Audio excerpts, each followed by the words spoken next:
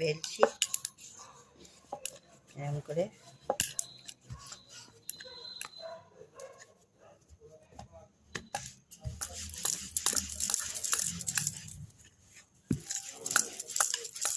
শুকনো ময়দা দিয়ে বেলছি।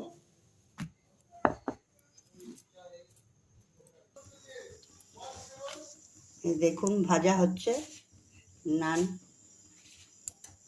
বাটার নান সেঁকা হচ্ছে। দেখুন উল্টানো হলো নানটাকে।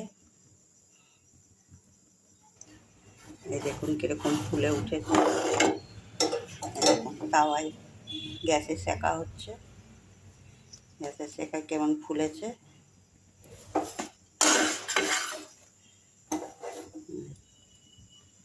কেমন ফুলে উঠেছে। এখন বাটার মাখানো হবে, বাটার দিয়ে ধনে পাতা দিয়ে এর উপরে।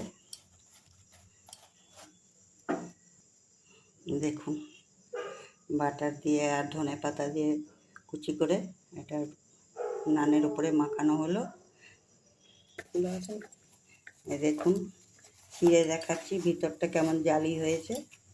জালিটা দেখুন শুধু কেমন হয়েছে। দেখুন কেমন জালিদার হয়েছে। এমনি করে বানাবেন, দেখবেন খুব সুন্দর লাগে খেতে, খুব সফটও হয়।